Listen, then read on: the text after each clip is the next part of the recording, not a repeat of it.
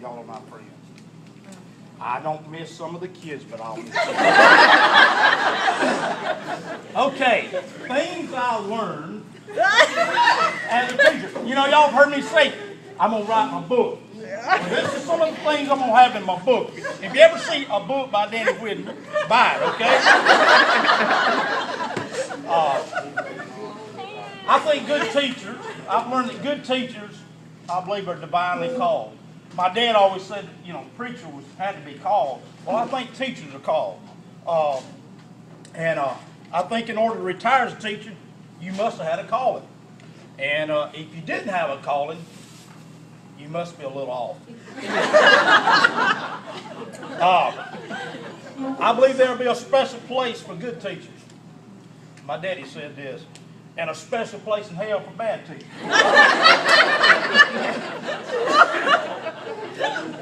I learned that no matter how hard I tried to motivate and tried to teach, some students were not willing to learn. No matter how much I cared, some did not care back. And I think all of y'all found that out too. And I learned that about the time you get competent, good at teaching a certain course, and the administrator decides you need to change grades, or you get new textbooks from different publishers. No, don't take none of this long. Okay. About the time you get used to administrator, they retire, die, lose an election, or get fired. Now listen to this. Y'all won't believe this. I've taught 33 years. I've had, I wrote them down this morning, 10 superintendents. Listen to this. 16 principals. You know, teachers, we come, and, you know, administrators come and go, well, we just keep hanging in there. About every 3 to 4 years, teachers, you young teachers, be ready for a drastic change. A new method of teaching is going to come out. A new computer program is going to come out. A new way of discipline that's better than anything you've ever tried. A new curriculum is going to come out. Something new is always better. And guess what? It'll go right back around to where you started. Always there's something new in education come out that's going to be better than what the original was. One thing I remember, though, I was thinking this morning, I had and some of y'all may have had them, because I'm older. David may have. He's about my age, not quite. But, did you have Dr. Rafferty at Troy? No, you're a lot older than me. Okay. Dr. Rafferty, he wrote books. He was in charge of education at Troy when I was there. And another guy named Dr. Lewis.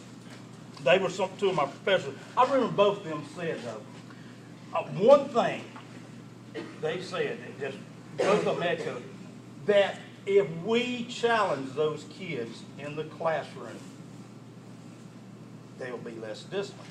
And I think, this is me talking now, I think we put challenge in them, and that's why we're having so many discipline problems. That's just I just want to throw that in. All right, let me finish this up. Now, nothing against Jeff. Burnout coaches or poor coaches become your administrator.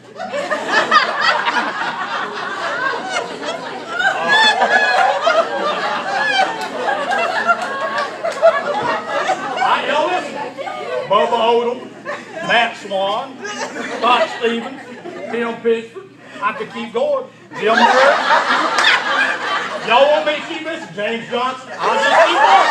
I've been around a long time. Am I wrong, Mr. Bond? Mr. Bond knows.